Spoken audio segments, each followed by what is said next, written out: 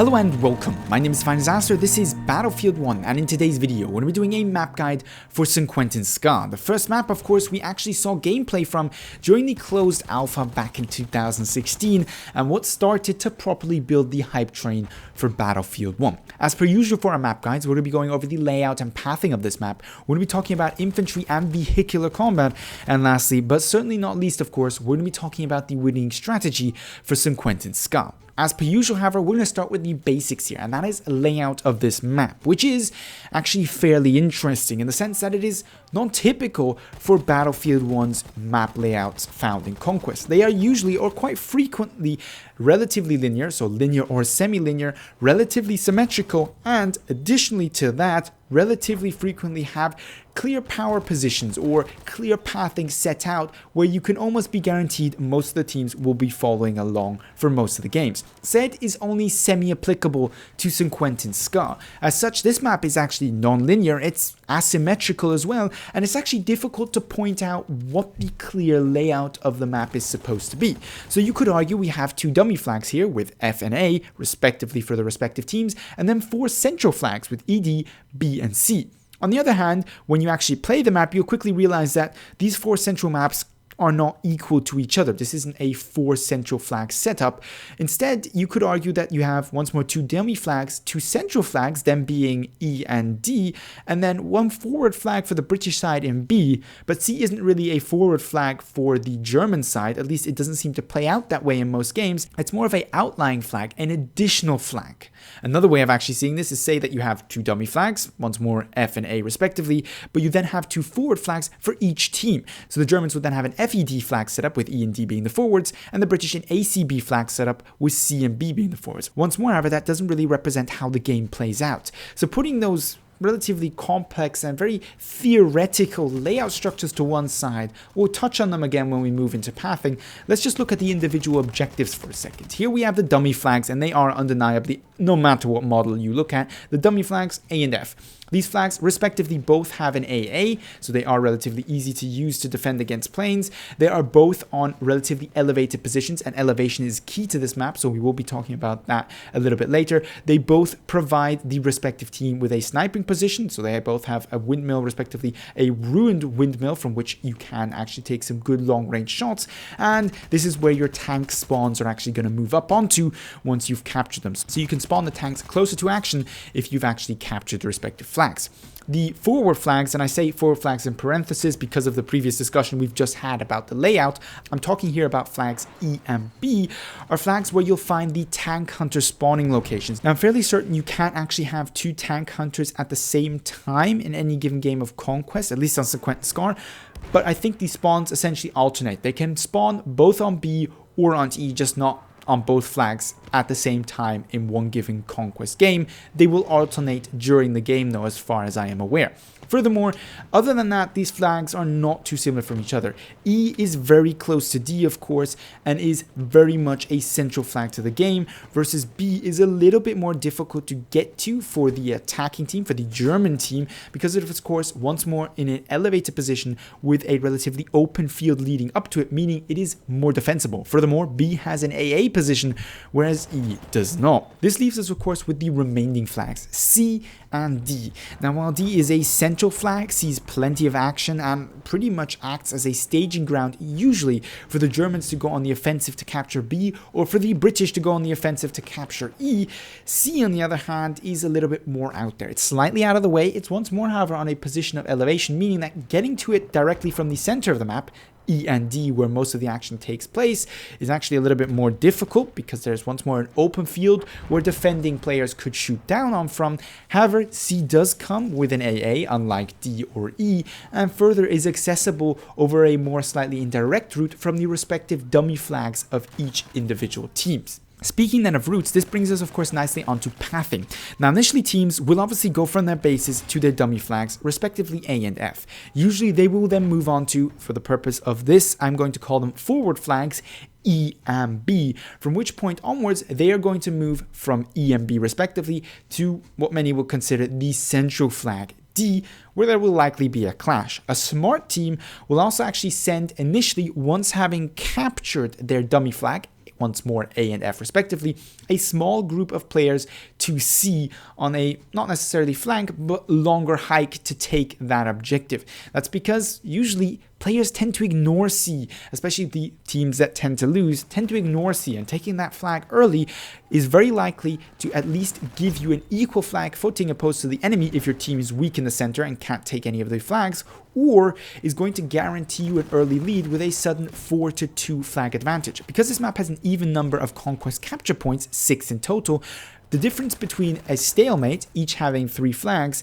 and the difference between one team suddenly holding 4 out of the available 6 flags and the other only 2 is massive in ticket gain. And because of course the conquest system what we have in Battlefield 1 with ticket gain and not necessarily ticket bleed for the majority, games can quickly be won or lost with an early game advantage, such as capturing C as well as your respective objectives. For example, for the German side, E and D, leading to a 4-2 flag situation. However, once this initial push essentially over the forward flags to D is over, things start to become a lot less predictable. And this is down to the fact that this is not a linear, not even a semi-linear map, and there's a number of factors that are actually contributing to making movements a lot more situational than you may think they would be. Pathing changes dynamically on this map, but is also affected by more than just the distance between the objectives and the amount of cover.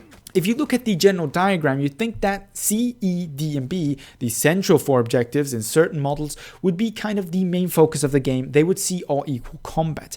However, that's not necessarily the case. The E, D, B pathing, so those 3 objectives respectively, are a lot more frequent than C as previously mentioned, and that comes down to a number of factors. First of all, C is not as accessible from the middle, and that comes down to the relatively large hill that you're going to have to climb to get to it, from which you are actually susceptible to fire both from the top, from the C objective, or respectively from the sides, be that from B or A in the case that you are a German, or from F and E in the case that you're playing from the British faction on this map. Thus, getting to C is a little bit more tricky. Now, from this perspective, you may think that, well, the layout of the map, thus, consequentially, when you look at how it's played and look at the amount of cover that is available, is 2 dummy flags, 2 forward flags, those being E and B, 1 central flag, that being D, and then C being the outlier flag, the bonus flag, if you so will, with which you can properly turn a game and win a game, but is less frequently visited and captured. That isn't necessarily, however, true once you take into account elevation, which affects especially the flags F, C, and B, because all of those 3 flags, A technically as well, but it's a little bit further from the action, are an elevated position versus that of E and D.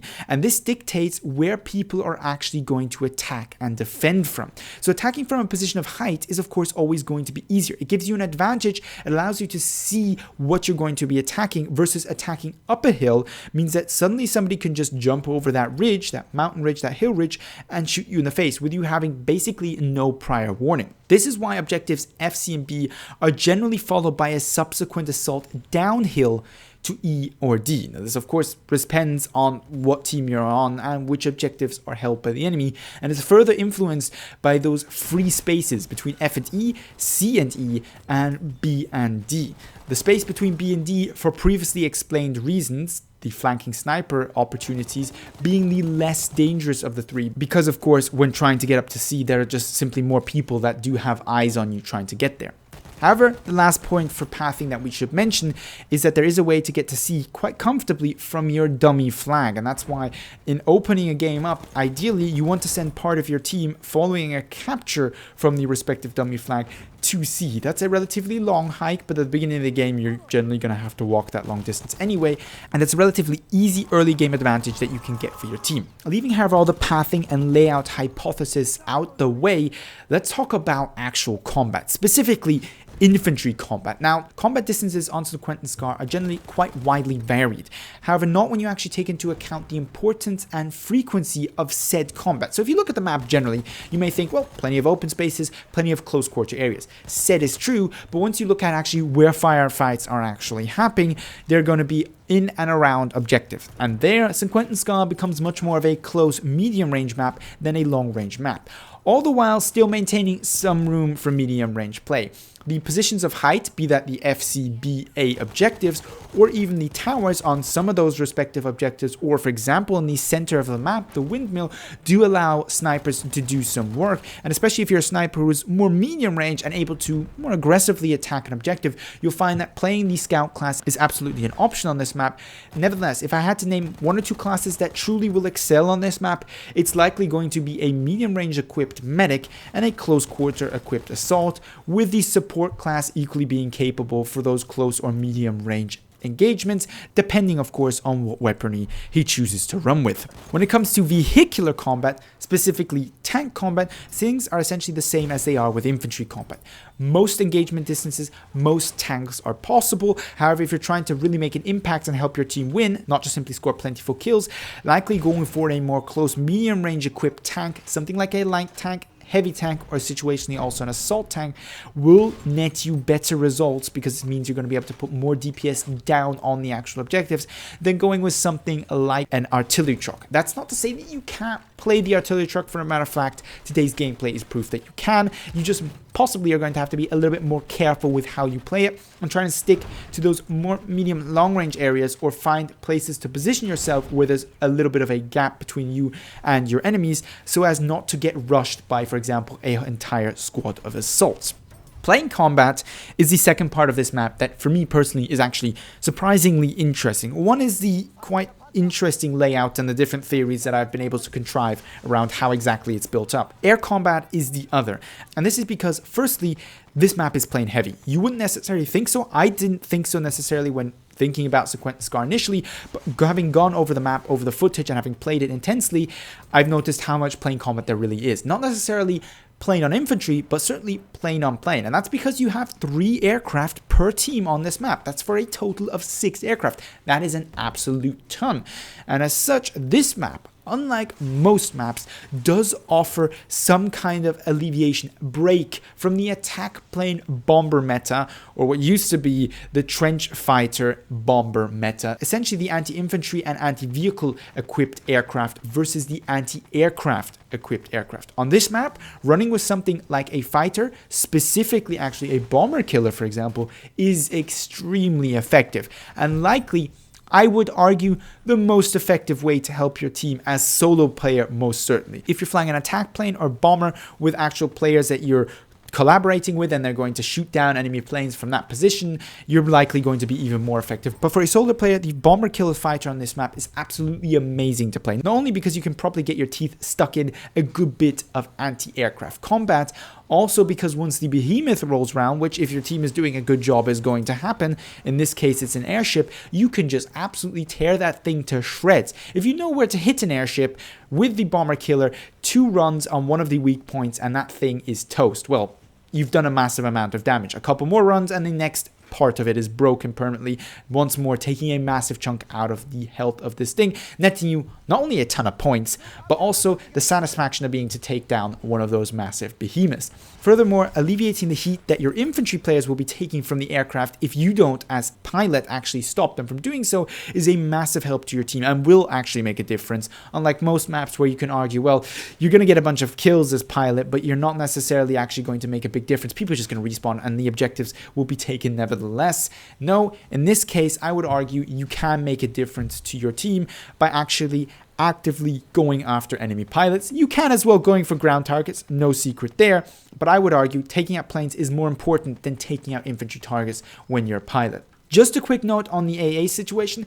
This map is full of them. There's a lot of AA on this map. There's 2 per base, so watch out for the enemy base. If you downed a couple of people with your plane, likely there's going to be somebody quite salty sitting in the base AA. There's 2 of them as well, so possibly taking all of them out isn't necessarily quite as viable of an option.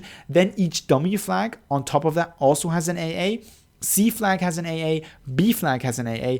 There used to, or at least theoretically, is the opportunity for an AA to spawn between E and D. There's kind of the position set out for it. There's also the sandbags to protect it. Essentially, the groundwork has been laid there for an AA, but it doesn't actually ever spawn. I've never seen one spawn there in the last games of Conquest, be that spectating games or be that actually playing the games. So that leaves somewhat of a safe zone, not only in the area of the map that your team controls, but also towards the ED objective, towards the outer area of that map. So the opposite direction from C. This is where you may be able to escape from possible enemy AA fire. Otherwise, generally flying carefully, knowing where AAs are at, flying quite high and going in to actually kill the AAs with dives, or just generally being a semi-decent pilot is the only way to avoid AA gunners. If they're smart, eventually they're gonna get you, however, it won't matter what you do. Now, on the last note, we have to talk about the winning strategy. And I struggled with this one because there isn't as much of a winning strategy as I would like there to actually be. The opening strategy I've already explained, sending part of your team to the C objective. That's a great way to start a game.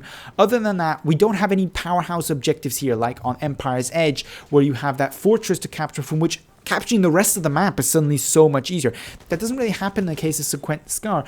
So it really comes down to a team consequently pushing objectives, capturing back objectives where the Zerg is not responsible for taking objectives, maybe also defending objectives as the only way to win.